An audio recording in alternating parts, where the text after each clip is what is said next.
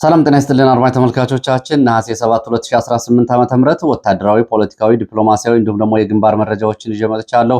በምዕራብ ኢትዮጵያ ወሳኝ የሚባለውና ገዥ መሬት ተብሎ የሚጠራው የኩርሙክ ከተማን በተመለከተ አዳዲስ መረጃዎች ወጥተዋል። ሰሞኑን በኢትዮጵያ መቀመጫቸውን አድርገው ወታደራዊ ሎጂስቲክ እና ወታደራዊ ስምሪታቸውን እየወሰዱ የሚገኙ የአርኤስኤፍ እና የኤስፒኤልኤም ታጣቂዎች ከኢትዮጵያ አቅጣጫ ወደ ጥቁር አባይ የሱዳን ግዛት ብሉ ናይል ግዛት የሰነዘሩትን ጥቃት ተከትሎ በአካባቢው ከተሞችን መቆጣጠራቸው ተገልጿል። እንዲሁም ደግሞ የሱዳን ኩርሙክ ተብላ የምትጠራው ከተማ የሚገኘው የሱዳን የአልቡርሃን ጦር አራተኛ ክፍለ ጦር 13ኛ ብርጌድ ከበባ ውስጥ መግባታቸውን የሚገልጹ መረጃዎች ወጥተዋል። ይህንን ጉዳይ በተመለከተ ባለፈው ተከታታይ መረጃዎች ሲቀርቡበት ነበር። ሰኔ መጨረሻ ላይ የህወሓት ታጣቂዎችና የሱዳኑ የአልቡርሃን ጦር ይህንን ቀጠና ከተቆጣጠሩ በኋላ በቀጠናው ወታደራዊ የኃይል ሚዛን መቆጣጠራቸው ይታወቃል። አሁን እንደገና ደግሞ የአርኤስኤፍ እና ኤስፒኤልኤም ተብሎ የሚጠሩ ታጣቂዎች ይህንን ከተማ ከበባ ውስጥ አስገብተዋል ተብሏል። ይህ እንግዲህ ከኢትዮጵያ ጋር በቀጥታና በተዛማጅ የሚያያዝ ጉዳይ ነው። ይህንን ጨምሮ ሌሎች መረጃዎችን በዚህ ሰዓት ወደ እናንተ አደርሳለሁ። በሰሜን ምስራቅ ኢትዮጵያ በተለይ በራያ ቀጠናዎች ያለውን ወታደራዊ ውጥረት በተመለከተ አሁንም የከፍተኛ መጠን ያላቸው ከባድ መሳሪያዎች ከሁለቱም አቅጣጫዎች ወደ አካባቢ እየቀረቡ መሆናቸውን ነው መረጃዎች የሚያሳዩት። ከአዲስ አበባና ከአዋሽ ከተለያዩ የመሃል ሀገር አካባቢዎች ከፍተኛ መጠን ያላቸው የጦር መሳሪያዎችና ሰራዊት ወደ አካባቢ እየተጠጋ ሲሆን ህወሓትም እንደዚሁ ከተለያዩ የትግራይ አካባቢዎች ሌሊቱን ከባድ የጦር መሳሪያዎችን ወደ ቀጠናው ሲያስጠጋና ሲያጓጉዝ ማደሩን የሚገልጹ መረጃዎችም እንደዚሁ ተካተዋል። እነዚህና ሌሎች መረጃዎችን በዚህ ሰዓት የምትሰሟቸው ይሆናል። እየተከታተላችሁ አብራችሁ እንድትቆዩ ነው በአክብሮት የምጋብዛችሁ። ሀሳብ አስተያየት ቢኖራችሁ ጥቆማ ዜና@gmail.com ላይ ልታደርሱ ትችላላችሁ።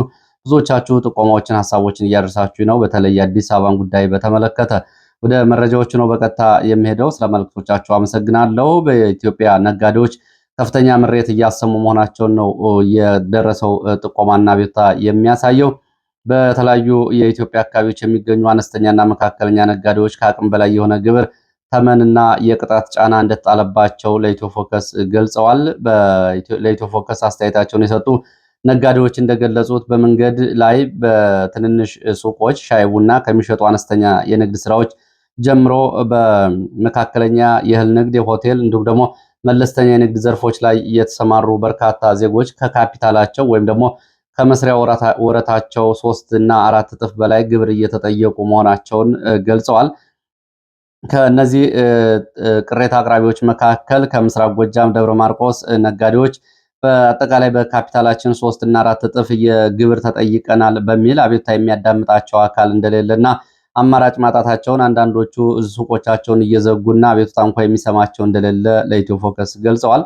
በባህር ዳር በእህል ንግድ ላይ የተሰማሩ አንድ ነጋዴ የስራ ካፒታላቸው 100 ሺህ ብር የማይበልጡ ነጋዴዎች እስከ 1 ሚሊዮን ብር ድረስ እየተጠየቁና የግብር ተመን እንደተጣለባቸው አስረድተው ጉዳዩ እጅግ አሳሳቢ መሆኑን ገልጸዋል። በሰሜን ወሎ ወልዲያ ከተማ እንደዚሁ በአነስተኛ ንግድ ላይ የተሰማሩ ጀማሪ ወጣቶች ከአቅማቸው በላይ የሆነ ከፍተኛ ገንዘብ መጠን እንዲከፍሉ መጠየቃቸው እንደዚሁ ምሬት እንደፈጠረባቸው ገልጸዋል። በተመሳሳይ እንደዚሁ በደቡብ ጎንደር ደብረታቦር ከተማ የጣለባቸውን ግብር መክፈል ባለመቻላቸውና ከዚህ ጋር በተያያዘ የተጠየቁት የግብር ተመን ከፍተኛ በመሆኑ የንግድ ስራቸውን ዘግተው ወደ አዲስ አበባ መሰደዳቸውንም አንድ ነጋዴ እንደዚሁ ገልጸዋል። በአዲስ አበባ የንግድ ስራ ያቋረጡ ተቋማት እንኳ ሳይቀሩ የኋላ ቀሪ ሂሳብ አለባችሁ በሚል ምክንያት ከፍተኛ ገንዘብ መጠንና የቅጣት ጫና እየተጣለባቸው እንደሆነ እንደዚሁ ገልጸዋል። ነጋዴዎቹ አክለውም በአገሪቱ ባለው የጸጥታና የሰላም ችግር ምክንያት የንግድ እንቅስቃሴዎች በከፍተኛ ሁኔታ ተቀዛቅዘው ስራ ተዳክሞ በርካታ ድርጅቶችና ተቋማት ሰራተኞቻቸውን በትነው ይገኛሉ። አሁን በዚህ ሰዓት ከፍተኛ መጠን ያለው የግብር ተመን ተጥሎብናል። ጊዜ ሳይሰጥ ስራ ሳይሰራ እንደዚህ አይነት ግብር መጠየቁ ጭካኔ የተሞላበት የመንግስትን ባህሪ የሚያሳይ ነው በሚል ማኒስማን በሚል ቅሬታቸውን እያቀረቡ ይገኛሉ። ከዚህ ጋር በተያያዘ እንደዚሁ ተጨማሪ ከተለያዩ አካባቢዎች በሰነድ የተጨበጡ መረጃዎችን ብታደርሱ እንደዚሁ የሚዲያ ሽፋን የሚያገኙ ይሆናል። በሌላ አካባቢ ደግሞ ታዳጊዎችና ተማሪዎችን ያካተተ ሰፊ ወታደራዊ አፈሳ መቀጠሉን ከተለያዩ አካባቢዎች ዛሬም ተጨማሪ መረጃዎች ወጥተዋል። በተለይ በኦሮሚያ ክልል እና በአዲስ አበባ ከፍተኛ የሆነ ወታደራዊ የግዳጅ አፈሳና ምልመላ ተጠናክሮ መቀጠሉን ከየአካባቢ የወጡ መረጃዎች ገልጸዋል። በናዝሬት አዳማ የታዳጊዎች መታፈስን በተመለከተ እድሜያቸው ከ14 እስከ 15 ዓመት የሚሆናቸው የእድሜያቸው ያልደረሰ ጭምር ታዳጊዎችና ህጻናት በሚሊሻዎች በቤት ለቤት አፈሳ እየተያዙ ለወታደራዊ ግዳጅ እየተወሰዱ መሆናቸው ታውቋል። በአዲስ አበባ ዙሪያ ያለውን ሁኔታ በተመለከተ ደግሞ በአዲስ አበባ 7ኛ ቀኑን የያዘ ወታደራዊ አፈሳ እየተደረገ እንደሆነ የገለጹት የመረጃ ምንጮች በዙሪያው ባሉ ከተሞች ተመሳሳይ እንቅስቃሴዎች ቀጥለዋል ብለዋል። ወጣቶቹ ራሳቸውን ለመሰወር የቀን እንቅስቃሴዎቻቸውን እስከ ማቆም ድረስ መድረሳቸው ነው የታወቀው። በተለይ በኦሮሚያ የተለያዩ አካባቢዎች በባሌ፣ በአርሲ፣ በጅማ፣ በምስራቅና ምዕራብ ሐረርጌ አካባቢዎች ትምህርት ቤቶች በተዘጉበት በዚህ ወቅት ጭምር የ7ኛና የ8ኛ ክፍል ተማሪዎች ሳይቀር ከመኖሪያ ቤቶች እየታፈሱ እየተወሰዱ እንደሆነ መረጃዎች ገልጸው በፓትሮል የሚንቀሳቀሱ ሚሊሻዎች በወጣት መዝናኛ ቦታዎች፣ በገጠራማ አካባቢዎች፣ በፋብሪካዎች፣ በኢንዱስትሪዎች ጭምር በመግባት ወጣቶችን እያፈሱ በመሆናቸው ማህበራዊ፣ ኢኮኖሚያዊ ተጽዕኖዎች ያሳርፏል ብለዋል። በዚህ ምክንያት ወጣቶች ወደ ስራ ቦታ ለመንቀሳቀስ በመቸገራቸው ምክንያት በኦሮሚያ ክልል አንዳንድ አካባቢዎች ጉዳዩ የከፋ በመሆኑ የዕለት ተዕለት እንቅስቃሴዎች ጭምር እስከ መስተጓጎል መድረሳቸውን የዓይን እማኞች ገልጸዋል። በሌላ በኩል የአዲስ አበባና ጉዳይ በተመለከተ በምክክር ኮሚሽኑ እንግዲህ ያው መነጋገሪያ አጀንዳ ሆኗል። በማህበራዊ ሚዲያዎችም በዚህ ሚዲያም በተደጋጋሚ ከውስጥ የሚወጡ መረጃዎችን እያደረስኳችሁ ነው። ዛሬ ማለዳ ቢቢሲ ደግሞ በኢትዮጵያ እየተካሄደ ባለው ብሔራዊ ምክክር ላይ ከቀረቡት 8 ዋና ዋና አጀንዳዎች መካከል የአዲስ አበባ ከተማ ጉዳይ ከፍተኛ ክርክር የተነሳበትና ሂደቱን የጎተተ ዋነኛ አጀንዳ ሆኖ መቀጠሉን ቢቢሲ ዘግቧል። ምክክር ሂደቱ ላይ በንቃት እየተሳተፉ ያሉና ማንነታቸው እንዲገለጽ ያልፈለጉ አንዳንድ ተሳታፊዎች ለቢቢሲ እንደገለጹት በፌዴራል ከተሞች ስር የተካተተው የአዲስ አበባ ጉዳይ እስከ 250 ቡድን ባሉት ምክክር ላይ ከሁሉም አጀንዳዎች በላይ ዘግይቶ በከፍተኛ ልዩነት ታጅቦ የተጠናቀቀ ጉዳይ መሆኑን ለቢቢሲ ገልጸዋል። የመጀመሪያው አካባቢ በ10 እና በ50 ቡድን ደረጃ በነበረው ምክክር አዲስ አበባ የፌዴራል ትሁን ወይስ የኦሮሚያ የሚለው ሀሳብ በስፋት ተነስቶ እንደነበርና ተሳታፊዎቹም ከተማዋ ራሷን የቻለች በአስተዳደራዊ መዋቅር ለፌዴራል የምትጠራ በህዝብ ተወካዮች ምክር ቤት ውክልና ያላት በአዲስ አበባ ነዋሪ በተመረጠ አስተዳደር የምትመራ እንድትሆን አብዛኛው ስምምነት ላይ የተደረሰ እንደነበር ገልጾ ቢቢሲ ይሁን እንጂ በቃለ ጉባኤው ማደራጃ ወቅት ከላይ የመጣ ትዕዛዝ በሚል አዲስ አበባ የኦሮሚያ ክልል መንግስት ርዕሰ ከተማ መሆኗን እውቅና የሚሰጥ አዲስ ሀሳብ እንዲካተት መደረጉ በተመካካሪዎች ዘንድ ከፍተኛ ቅሬታና ውጥረት መፍጠሩን የቢቢሲ ምንጮቹን ጠቅሶ ዘግቧል። ይህ አዲስ ሀሳብ ከታች ጀምሮ በነበረው ውይይት እና ያልነበረና ምክክር ያልተደረገበት መሆኑን ተመልክቷል። በተጨማሪ ጉዳዩን እንዲያብራሩ የተመደቡ ባለሙያዎች አንድ ወገን ፍላጎት የሚያንጸባርቁ ነበሩ ያሉት ተሳታፊዎቹ ባለሙያዎቹ አዲስ አበባና የኦሮሚያ ክልል በጀታቸውና የአስተዳደር ጉዳያቸውን በጋራ ያዘጋጃሉ የሚል የሰጡት ማብራሪያ ተቃውሞ ገጥሞት ኮሚሽኑ ውሳኔ ማብራሪያ እንዳይሰጡ መታገዳቸውን ጭምር ጠቁመዋል። ይህ አጨቃጫቂ ጉዳይ የምክክር ሂደት ከ3 እስከ 4 ቀን እንዲዘገይ ከማድረጉም በላይ ገዢው የብልጽግና ፓርቲ አባላት ጭምር ለሁለት የከፈለ አቋም እንደሆነ ነው የተዘገበው። አንዳንድ ባለስልጣናት በአወያዮቹ ላይ በአካልና በስልክ ጣልቃ በመግባት ጫና የመፍጠር አዝማሚያ እንዳሳዩ ጭምር ምንጮቹ ለቢቢሲ ተናግረዋል። የብልጽግና ፓርቲ ከአቋሙ መንሸራተት ምክንያት አንዳንድ የፖለቲካ ፓርቲዎች የተወሰኑ አጀንዳዎችን በሂደር እንዲቆዩና የእርምት እርምጃ እንዲወሰድባቸው በይፋ ጥያቄ አቅርበዋል። ከነዚህ መካከል የአማራ ብሔራዊ ንቅናቄ አብን፣ የኢትዮጵያ ዜጎች ለማህበራዊ ፍትህ ኢዜማ የሚገኙበት አብን ብሔራዊ ምክክር ኮሚሽኑ የጻፈው አቤቱታን ጭምር ጠቅሶ ቢቢሲ ዘገባዎቹን ይዞ ወጥቷል። ከዚህ ጋር በተያያዘ እንግዲህ የትኞቹ ባለስልጣናት ናቸው ከኦህዴድ ባለስልጣናት እየረበሹ ያሉት እያስፈራሩ ጸያፍ ስድብ ጭምር እየሳደቡ ያሉት የሚለው እንግዲህ አንድ ሁለት እንትና ነው ወይ ደግሞ ገሌ ነው ወደሚል ብቻ ሳይሆን በሙሉ የኦህዴድ ብልጽግና ባለስልጣናት አቋም ይዘው ነው የኮሚሽኑ አባላት ጭምር ማታ ማታ ለብቻ በመውሰድ ማባበልና እንደዚሁ የተለያዩ ጫናዎችን በማድረግ ላይ ይገኛሉ። የአብይ ብልጽግናና የሽመልስ ብልጽግና ጭምር በዚህ ጉዳይ ላይ እንግዲህ ሁለት የተለያዩ አቋሞች እንዳሏቸው ጭምር እየተገለጸ ነው የሚገኘው። ምንም እንኳ ሁለቱ የተለያዩ ናቸው ብሎ መናገርና መውሰድ አስቸጋሪ ቢሆንም እና አብይ አህመድ እንደ ብልጽግና በሀገር አቀፍ ከሰጡት አቅጣጫ እነ ሽመልስ አብዲሳ እንደገና በአስቸኳይ ስብሰባ ሰብስበው የወሰዱት አቋም አሁን እና አብይ ጭምር ይህንን አቋም ገዝተዋል ነው እየተባለው። እንግዲህ ከዚህ ጋር በተያያዘ ጉዳዩ መፍትሄ የሚያገኝ እንዳልሆነ ነው እየተገለጸ ያለው። ወደ ሌሎች መረጃዎች ሄዳለው። ወደ ሰሜን ኢትዮጵያ ያለውን አጠቃላይ ሁኔታ የተመለከቱ መረጃዎችን አደርሳለሁ። በፋኖን በተመለከተ በፈረንሳይ ፓሪስ የአንድ ዝግጅት ሊዘጋጅ መሆኑና የፋኖን ትግል የሚያሳዩ ፕሮግራሞች ይፋ ሊሆኑ መሆናቸውን የሚገልጸው መረጃ ነው። በሰሜን ኢትዮጵያ እያየለ የመጣውን ግጭትና በተመለከተ በፈረንሳዩ የፎቶግራፈር ኤግዚቢሽን የሚቀርብ ዘገባ መኖር ነው። እንግዲህ ፋኖ የሰሜኑ መንግስት በሚል ዘገባ የወጣው አፍሪካ ሪፖርት ይዞት የወጣው ዘገባ የሚያሳየው በዛ አፍሪካ ሪፖርት ላይ በወጣው ዘገባ በሰሜን ምዕራብ ኢትዮጵያ እንግዲህ አቅጣጫውን ዘገባውን ትንሽ አቅጣጫዎቹን እኩል አላደረጓቸውም። ፋኖ ያለው በሰሜን ምዕራብ ኢትዮጵያ ብቻ ሳይሆን በመላው ሰሜን ምስራቅ፣ ሰሜን ምዕራብ እንዲሁም ደግሞ በተለያዩ ቀጠናዎች መሆኑን ነው እንግዲህ እዚህ ላይ የሳተው። ያም ሆኖ እንግዲህ ዘገባው ቃል በቃል ይህንን ይላል። በ2023 ጀምሮ በፌዴራል መንግስትና በፋኖ መካከል የተቀሰቀሰው ግጭት ተከትሎ አሁን ጉዳዩ እያየለ በመምጣቱ በክልሉ ከፍተኛ ሰብአዊ ውድመት እየደረሰ መሆኑንና ዓለምም ይህንን ዘገባና ትኩረት እንዳልሰጠው ነው የዘገበው። ይህ በስፋት ያልተዘገበው ግጭት በቅርቡ በፈረንሳይ በሚካሄደው ዓለም አቀፍ የፎቶግራፍ ፌስቲቫል ላይ የፋኖ መንግስት በሚል ርዕስ ለዓለም አቀፍ ህዝብ እንደሚቀርብ ተጠቁሟል። ዘአፍሪካ ሪፖርት እንደዘገበው በተለያዩ የሰብአዊ መብትና የመረጃ ምንጮች እንደሚያመላክቱት በአማራ ክልል የሚንቀሳቀሰው ፋኖ ማህበረሰቡን ከፌዴራል መንግስትና ከአጎራባች አካላት ጥቃት ለመጠበቅ አብዛኛውን የገጠር አካባቢዎችን መቆጣጠሩን ዘአፍሪካ ሪፖርት ዘግቧል። ከ2020 በትግራይ ጦርነት ወቅት ፋኖ ከፌዴራል መንግስቱ ጎን ተሰልፎ ከተዋጋ በኋላ ከ2022 ከተፈረመው የፕሪቶሪያ ስምምነት በኋላ ተገልያለሁ በሚል እምነትና ቅሬታ የመነጨ እንደሆነ ዘገባው ይገልጻል። ይህም እንግዲህ በተሳሳተ ሁኔታ የምዕራባውያን ሚዲያዎች በተደጋጋሚ ከሚያቀርቧቸው ፋኖን የተመለከቱ የተለያዩ ስህተት ዘገባዎች አንዱ ነው። ፋኖ ከህወሓት ጋር በነበረው ውጊያ የራሱን ህዝብ ለመከላከል መንቀሳቀሱን እንጂ የፌዴራል መንግስቱን ደግፎ አለመንቀሳቀሱ እንዲሁም ደግሞ በፕሪቶሪያ የሰላም ስምምነት ተገልያለሁ የሚል ሳይሆን የአማራ ህልውና ጉዳይ እየቀጠለ በመሆኑ ነው ጦርነት እየቀጠለውና ህልውና ለማስከበር እየተደረገ ያለው ተጋድሎ እንጂ ፕሪቶሪያው ባለመሳተፉ ወይም ደግሞ ከህወሓት ጋር በነበረው ጦርነት ከፌዴራል መንግስት ጋር ተሰልፎ በነበረው ሁኔታም የመጣ ትግል አይደለም።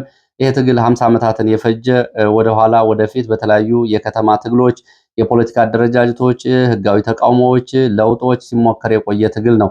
ፋኖ ለመጀመሪያ ጊዜ እንግዲህ በተደራጀ ሁኔታ በማዕከላዊ መንግስቱ ላይ መሳሪያ ሲያነሳ ይሄ ላለፉት 50 ዓመታት እየቀጠለ ግፍና ሰቆቃ እንጂ እንደተባለው በሆነ ቅጽበት በሆነ ምክንያት የሚሳበብ ጉዳይ አይደለም። ያም ሆኖ እንግዲህ እስካሁን ዓለም አቀፍ ሚዲያዎች ይህንን መሰረታዊ ሀሳብ ስተው ነው ዘገባ እያቀረቡ ያሉት። እንግዲህ በሺዎች የሚቆጠሩ የልዩ ኃይል አባላት ፋኖን መቀላቀላቸው ውጊያው ወደ ከፍተኛ አመጽ እንዲቀየር ማድረጉን የዘገበው ዘአፍሪካ ሪፖርት በአሁኑ ወቅት ግጭቱ በጎንደር እስከ ላሊበላ እንዲሁም በሰሜን ወሎ በርካታ አካባቢ ተስፋፍቶ ይገኛል ብሏል። በ670 ሺህ በላይ የሚጠጉ ሰዎች ከቀያቸው ስለመፈናቀላቸው፣ 2.3 ሚሊዮን ሰዎች የክልሉ ነዋሪዎች ደግሞ አስቸኳይ ሰብአዊ እርዳታ ውስጥ ስለመግባታቸው፣ በፌዴራል መንግስት የመገናኛ ብዙሃን የእርዳታ ድርጅቶች ወደ ገጠር አካባቢዎች እንዳይገቡ ያደረገው ገደብ የህዝብ እንግልት አባብሶታል ብሎ ዘገባው ይዞ ወጥቷል። በሌላ በኩል ፋኖ ቀደም ሲል ከነበረው የተበታተነ የካቴና መረብነት በመውጣት በተለያዩ ቡድኖች በአንድ ጥላ ስር ለማሰባሰብ የአማራ ፋኖ ብሔራዊ ኃይል በሚል የተደራጀና የተቀናጀ ውጊያ ለማካሄድ እየሞከረና በዚህ ደረጃ መደራጀቱን እንደዚሁ ዘገባው ገልጿል። ይህ በእንዲህ እንዳለ በኢትዮጵያ ሰሜን ምዕራብ ክፍል የሚካሄደውን አሰቃቂ ግጭትና የፋኖን እንቅስቃሴ የሚያሳየው የፋኖ መንግስት ፋኖ ስቴት የተሰኘው ፎቶግራፍ ኤግዚቢሽን ነሐሴ 29 እስከ መስከረም 13 በፈረንጆቹ 2026 የፊታችን ማለት ነው በፈረንሳይኛ በሚካሄደው የፒዛ ፑር ሊቫጅ የዓለም አቀፍ የፎቶ ጋዜጠኝነት ፌስቲቫል ላይ እንደሚቀርብ ነው እየተዘገበው። እንግዲህ በአውሮፓ ያላችሁ ይህንን ፌስቲቫልና ኤግዚቢሽን ልትከታተሉ ትችላላችሁ። በዓለም አቀፍ ደረጃ እንግዲህ ከፋኖ ጋር ቆይታ ያደረጉ ጋዜጠኞች እንዲሁም ደግሞ በየተራሮቹ በየሸለቆቹ የወሰዷቸውን ምስሎችና የተንቀሳቃሽ ፎቶግራፎች እንዲሁም ደግሞ ገላጭ ምስሎችን የሚያሳዩ ነው የሚሆነው። ወደ ሌሎች መረጃዎች ሳልፍ ከፋኖ ጋር የተያዙ መረጃዎች ናቸው። የአማራ ፋኖ ብሔራዊ ንቅናቄ ሸዋ ጠቅላይ ግዛት አሳምነው ዕዝ በንጹሐን ወጣቶች ላይ እየተፈጸመ ያለው ግድያ፣ በከተሞች በሚካሄደው የግዳጅ ወታደራዊ አፈሳና በአዲስ አበባ ዙሪያ ባሉ የፖለቲካ እንቅስቃሴዎች ላይ የሚያተኩር የአቋም መግለጫ አውጥቷል። በጉራጌ ዞን አበሽጌ ወረዳ በህዝብ ማጓጓዣ ሲጓዙ የነበሩ 3 ወጣቶች ተመስገን ጌታቸው፣ ይታገሱ አሰግደውና ግዛው ግርማ ፋኖ ናችሁ በሚል ውንጀላ ተገደው ከወረዱ በኋላ ተረሽነዋል ሲል ድርጊቱን አውግዞታል። በአዲስ አበባ ናዝሬት፣ ደብረ ዘይት፣ ደብረ ብርሃንን ጨምሮ በልዩ ልዩ ወረዳዎች ሰፊ ወታደራዊ ግዳጅና አፈሳ እየተካሄደ መሆኑን ጠቅሶ ወጣቶቹ ለገዢው ቡድን መሳሪያ ከመሆን ይልቅ ንቅናቄውን ፋኖን በመቀላቀል ራሳቸውን ችለው እንዲታገሉ ጥሪ አቅርቧል። በአዲስ አበባ የሚኖሩ ተወላጆች እና የፋኖ ደጋፊዎች ከኢኮኖሚያዊና ፖለቲካዊ መዋቅር የማግለል እንዲሁም ደግሞ የስነ ህዝብ ስብጥርን የመቀየር እንቅስቃሴዎች እየተካሄዱ ነው ሲል ስጋቱን ገልጾ ነዋሪዎችም ለትግል እንዲነሳሱ ጥሪ አቅርቧል። በመላው የአዲስ አበባ የከተማ ነዋሪዎቹ በትግሉን እንዲደግፉና የጸጥታ መዋቅር አባላትም ጭምር ወገንተኝነታቸውን በማሳየት ወደ ፋኖ እንዲቀላቀሉ አያይዞ ጥሪ አቅርቧል።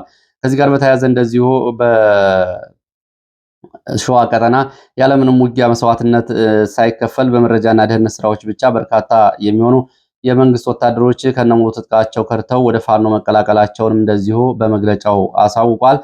እንደ ፋኖ መግለጫ ከሆነ በተደረገው የተቀናጀ ስራ ከልዩ ልዩ የጦር ክፍሎች የተቀላቀሉ አባላት ይዘው የመጡትን ትጥቆች ጭምር ለፋኖ ማስረከባቸውን ገልጸዋል።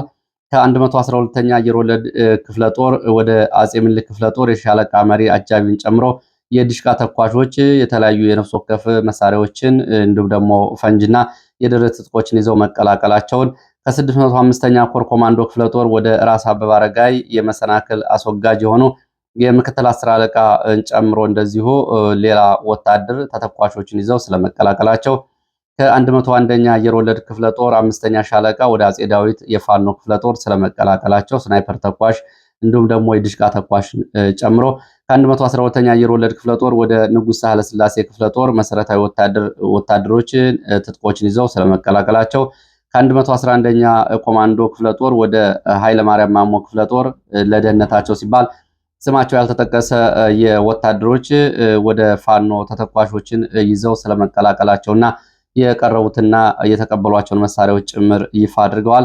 በዚህ በ10 የሰራዊቱ አባላት 8 ክላሽንኮፎችን፣ 8 የደረት ትጥቆች፣ 14 በላይ ቦምቦችን ከ1000 በላይ ተተኳሾችን ይዘው ወደ ፋኖ የአጼ አምደ ጽዮን ኮር መቀላቀላቸውን እዙ በሰጠው መግለጫ አሳውቋል። በሌላ በኩል በምስራቅ ጎጃም ዞን ቀጠና በዛሬው ዕለት በመንግስት ሰራዊት የ10ኛ ክፍለ ጦር 3ኛ ሬጅመንት ዋና አዛዥ መቶ አለቃ ውድነህ እጅጉ እንደዚሁ ወደ ፋኖ ስለመቀላቀሉም ከአካባቢ ወጡ መረጃዎች ገልጸዋል። ወደ ምዕራብ ኢትዮጵያ ስንሄድ የአልቡርሃን ጦር በሜጀር ጀነራል ኢስማኤል አልጣይብ የሚመራው 4ኛ ክፍለ ጦር 13ኛ ብርጌድ እና የህዋት የአርሚ 7 የተወሰኑ ታጣቂዎች ከበባ ውስጥ መግባታቸውን ነው ከምዕራብ ኢትዮጵያ የወጡ መረጃዎች የሚያሳዩት። በኢትዮጵያና ሱዳን ድንበር አካባቢ የሚገኙ ስትራቴጂካዊ ከተሞች ኩርሙክና ቃይሳን ተብሎ በሚጠሩ አካባቢዎች ከባድ ውጊያዎች እና ከባድ ፍልሚያዎች እየተደረጉ መሆናቸውን የገለጹት ሚዲያዎቹ ባለፈው ሰኔ ወር በጀነራል አብዱልፈታህ አልቡርሃን የሚመራው የሱዳን መደበኛ ጦር ከህዋት አርሚ 7 ታጣቂዎች ጋር በመሆን ኩርሙክ ከተማን ሙሉ በሙሉ ተቆጣጥሮ እንደነበር አስታውሰው፣ ሆኖም የሱዳን ፈጥኖ ደራሽ ኃይሎች የሱዳን ህዝብ ነጻነት ንቅናቄ በጋራ በመሆን በጥምረት ባካሄዱት መጠነ ሰፊ መልሶ ማጥቃት በኩርሙክ ከተማ የሚገኘውን የሱዳን ጦር እና አጋሮቹን የህወሓት ታጣቂዎችን ከበባ ውስጥ ማስገባታቸውን መረጃዎቹ ጠቁመዋል። እንደ ሱዳን ሚዲያዎች ዘገባ ከሆነ የአካባቢ ወታደራዊ እንቅስቃሴ የሚቀይሩ ዋና ዋና ክስተቶች እየተመዘገቡ እንደሆነ ነው የተገለጸው። የአርኤስኤፍ እና ኤስፒኤልኤም ታጣቂዎች በብሉ ናይል ግዛት የሚገኙ ስትራቴጂክ የቃይሳን ከተማ መቆጣጠራቸውን ተከትሎ ደማዚን ወይም ደግሞ የብሉ ናይል ግዛት ዋና ከተማን ለመቆጣጠር ከ140 ኪሎ ሜትር በታች እንደቀራቸው ነው መረጃዎቹ የሚያሳዩት። ታጣቂዎቹ ከኢትዮጵያ ሶስ አቅራቢያ በሚገኙ የድንበር መስመሮች በመንቀሳቀስ በርካታ ቁልፍ ቦታዎችን የተቆጣጠሩ ሲሆን ይህም ለኃይሎቹ የመልሶ መደራጀትና የሎጂስቲክ አቅርቦት የማግኘት ከፍተኛ እድል እንደፈጠረላቸው ነው መረጃዎቹ የሚገልጹት። በዛሬው ዕለት እንግዲህ በኩርሙክ ከተማ የሚገኙ የሱዳን ብሔራዊ ጦር አጋሮችና የህወሓት ታጣቂዎች ከበባውን ለመስበር የተያዙ ቦታዎችን ለማስመለስ ከባድ ውጊያ እያደረጉ መሆናቸውን ከአሶሳ የወጡ መረጃዎች ይገልጻሉ። እንግዲህ ከዚህ ጋር በተያያዘ እንደገና አርኤስኤፍ ደጋሎ የሚመራው ጦር ኮርዶፋንን ከተነጠቀና ብዙ ቦታዎችን ካጣ በኋላ በመልሶ ማጥቃት ካርቱምን ጨምሮ ኦምዱርማን በ5 የሱዳን ትልልቅ ከተሞች ላይ መጠነ ሰፊ የድሮን ጥቃቶችን መፈጸሙና ማሰማራቱ በብሉ ናይል ግዛት እንደዚሁ በደቡብ ምስራቅ ሱዳን አዲስ ቦታዎችን እየተቆጣጠረ መሆኑንና እንዲሁም ከሊቢያና ከቻድ አቅጣጫ ወደ ካርቱም መልሶ ማጥቃቶችን እያደረገ እንደሆነ ነው መረጃዎቹ የሚገልጹት። ይሄ በተለይ የአልሸረሪናው ዘመቻ ጋር በተያያዘ የራሱ ቀጥታ ግንኙነት ያለው መረጃ ነው። ባለፈው ሐምሌ 25 ሸረሪና የሚገኘው የህወሓት ወታደራዊ ካምፕ በተለይ አርሚ 13 ከተመቱ፣ ከተማረኩ፣ ከተበተኑ በኋላ የአርሚ 7 አባላት ከዚህ ከብሉ ናይል ጥቁር አባይ ግዛት ወደ ሁመራ መመለሳቸውን ተከትሎ የአልቡርሃን ጦር በከፍተኛ ሁኔታ ኃይል በመሳሳቱን ተከትሎ ነው ኩርሙክና ቃይሳን ከተሞች ከባድ ውጊያ እየተከፈተበት ተብሏል። ወደ አለማጣ ቀጠና የሚወስዱን መረጃዎች ያስከትላለሁ። በአለማጣ ወጣቶች አፈሳ ጠናክሮ መቀጠሉ ታውቋል። በራያ ግንባር እየተደረጉ ካሉ ወታደራዊ እንቅስቃሴዎች ጋር የአለማጣ ከተማና በዙሪያ የሚገኙ ወጣቶች መታሰራቸው እንዲሁም ደግሞ ከአለማጣ ሊወጡ የነበሩ ወጣቶች ታፍሰው መወሰዳቸውን የሚገልጹ መረጃዎች ወጥተዋል። በትላንትናው ዕለት ከቀኑ 9 ሰዓት ባለማጣ ወደ ቆቦ በተሽከርካሪ ይጓዙ የነበሩ በርካታ ወጣቶች በህወሓት ታጣቂዎች ተይዘው ወደ ዋጃና አለማጣ ፖሊስ ጣቢያ ከተወሰዱ በኋላ ወደ ካምፖች መዛወራቸውን መረጃዎች ገልጸዋል። ወጣቶቹ ለወታደራዊ ግዳጅ ሊውሉ እንደሆነም የዓይን እማኞች ገልጸው በአለማጣ ከተማ ከ23 በላይ ወጣቶች ታስረው የሚገኙ ሲሆን እነዚህ ወጣቶች ቀደም ሲል በመረዋ ተብሎ በሚጠራው አካባቢ ከተፈጸመው የድሮን ጥቃት ጋር በተያያዘ ስልክ ይዛችሁ ነበር፣ መረጃ አሳልፋችሁ ሰጥታችኋል በሚል ምክንያት እንደሆነ ነው እየተገለጸ ያለው። ይህ በእንዲህ እንዳለ በተንቤን በሐውዜን አካባቢ እንዲሁም ደግሞ ከውቅሮና ከተለያዩ አካባቢዎች ከባድ መሳሪያዎች ወደ ራያ ግንባር እየተንቀሳቀሱ ነው። ትላንትና መሻሹን ከውቅሮና ከተለያዩ አካባቢዎች የተንቀሳቀሱ ተሽከርካሪዎች መሳሪያዎችን ጭነው ወደ መቀሌ መግባታቸውን መረጃዎች ገልጸዋል። ይህ በእንዲህ እንዳለ ህወሓት ከመቀሌ ዙሪያ ጥበቃ በሚል ወደ ግንባር አካባቢ የነበሩ የአርሚ 22 የተወሰኑ አባላትን ወደ መቀሌ እንደገና ለዙሪያ ጥበቃ ስለመመለሱ የሚገልጹ መረጃዎች ወጥተዋል። የአርሚ 22፣ አርሚ 13፣ አርሚ 33፣ 26፣ 24፣ 43፣ 44 ጨምሮ አሁንም ከአርሚ 60 የመካናይዝድ ክፍል የከባድ መሳሪያ ሽፋን እየሰጣቸው በባላ ሰሌን ውሃ ወደ አፋር ግንባር ህንጣሎ እንዲሁም ደግሞ ራያ ቆቦና በአካባቢው ስምሪት ወስደው ይገኛሉ ተብሏል። አርሚ 99ና አርሚ 10ን ጨምሮ አርሚ 26 ከደጋማው ኮረም ወደ ታች ወደ ሐሙሲትና እንዲሁም ደግሞ ሶሪያ ተብሎ ወደሚጠራ አካባቢዎች ዛሬ የእግረኛ እንቅስቃሴ እያደረጉ ስለመሆናቸው መረጃዎች ገልጸው በአስቸኳይ የህወሓት ታጣቂዎች ወደ ውጊያ ካልገቡ ታጣቂው ሊበተን ይችላል የሚል ግምገማ ባለፈው በአለማጣ ማዛ ሆቴል መቅረቡን የዓይን እማኞችና የመረጃ ምንጮች ገልጸዋል። ወደ ቀጠናዊ መረጃዎች ስንሄድ የተባበሩት አረብ ኤሚሬትስ የሚደገፈው ፈጥኖ ደራሽ ኃይል ለሁለት ተከታታይ ቀናት በኦምዱርማን ከተማ ላይ ድሮን ጥቃቱ ፈጽሟል ሲሉ የሱዳን ሚዲያዎች ዘግበዋል። በሌላ በኩል ፋውንዴሽናል ፎርስስ የሚባሉት የአርኤስኤፍ ኃይሎች ብሉ ናይል አካባቢ ከላይ የተገለጹትን ከተሞች ጨምሮ ሹም ኢቢያ ካምፕ ተብሎ የሚጠራውን ትልቅ ወታደራዊ ካምፕ መቆጣጠራቸውን ዛሬ የወጡ መረጃዎች ገልጸዋል። በሰሜን ኮርዶፋን ግዛት ሼክ ጊብራት ተብሎ በሚጠራው አካባቢ በተፈጸመ ጥቃት ከሱዳን ጦር ጎን ተሰልፎ የሚዋጋው የአልአረብ አብን ማሊክ ሻለቃ ዋና ወታደራዊ አዛዥ የእስልምና መሪው ማለት ነው ካማል ቡርቅ መገደላቸውን ተከትሎ ኃይሉ መበተኑንና ብዙዎቹ እጅ መስጠታቸውን መረጃዎች ጠቁመዋል። በሰሜን ምዕራብ ሶማሊያ ሰላል ተብሎ በሚጠራ አካባቢ በሶማሊያ ኃይሎችና በሶማሌላንድ ኃይሎች መካከል ጉባን ተብሎ በሚጠራ አካባቢ ከባድ ውጊያ መቀስቀሱን በአፍሪካ ቀንድ ከወጡ መረጃዎች ለመመልከት ተችሏል። ግጭቱ በአካባቢ ያሉ ኃይሎች ወደ ሀርጌሳ ያላቸውን እንቅስቃሴ ጭምር ያካተተ ዘመቻ እንደሆነና ይህ ዘመቻ በዛ በኩል በእስራኤልና አረብ ኤሚሬትስ በዚህ በኩል ደግሞ በቱርክ የሚደገፉ ሁለት ኃይሎች ናቸው ይህን ውጊያ እያደረጉት። የቱርክ የውጭ ጉዳይ ሚኒስትር ሐኪን ፊዳን በቱርክ እና ግብጽ የጋራ እቅድ እና ቡድን ስብሰባ ላይ ለመሳተፍ የሁለትዮሽ ውይይት ለማድረግ ነሐሴ 13 ወደ ግብጽ የሁለት ቀናት ይፋዊ ጉብኝት ለማድረግ መግባታቸው ታውቋል። በየመን አልሞካ ወደብ ላይ የተከሰተውን ፍንዳታ በተመለከተ በሳውዲ ገዥ የሚደገፉ የታጠቁ የየመን ቡድኖች ይህንን ጥቃት መፈጸማቸውንና የተከማቹ ጦር መሳሪያዎች በተለይ ከፓኪስታን ወደ ሱዳን ሊተላለፉ የነበሩ የጦር መሳሪያዎች መውደማቸውን ዘገባዎች ጠቁመዋል። የቀድሞ የሶማሊያ ዲፕሎማት ሁሴን አሊ ዱአሌ እንደተናገሩት ቱርክ የቀድሞውን ፕሬዝዳንት ሸሪፍ ሼህ መሐመድን ጨምሮ የተቃዋሚ መሪ ፕሬዝዳንት ሼህ መሐመድ ስልጣን ዘመን ማራዘሚያ ላይ ያላቸውን የተቃውሞ ያላቆሙ የሶማሊያ ተቃዋሚዎችን በአንካራ ከተማ በቁም እስር ላይ አድርጋለች ተብሏል። ያው እንግዲህ የሞቃዲሾን ፖለቲካ አጠቃላይ ቱርክ ስለተቆጣጠረችው የማሰር የመፍታት ስልጣን ጭምር ያላት ሆናለች።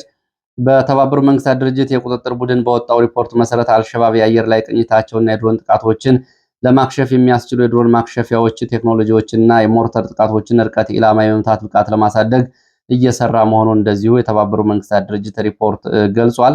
በተጨማሪም ቡድኑ ከሁቲዎች ጋር በመሆን ኤኪውኤፒ ያለውን አጠቃላይ ለሶማሊያና አውሶም ሰራዊት እንዲሁም ደግሞ ለአፍሪኮም ያለውን አጠቃላይ ቀጠናዊ ስጋት ከፍ አድርጓል ነው የተባለው። ከሁቲዎች ጋር በመገናኘት ከባድ ሮኬቶችንና ድሮኖችን ጭምር እየታጠቀ ይገኛል። ሄርሽቤሌ፣ ጁባ፣ ጋልሙዳግ ተብሎ በሚጠሩ አካባቢዎችም እንደዚሁ ጥቃቶችን ለማድረስ እየተንቀሳቀሰ እንደሆነ ተገልጿል።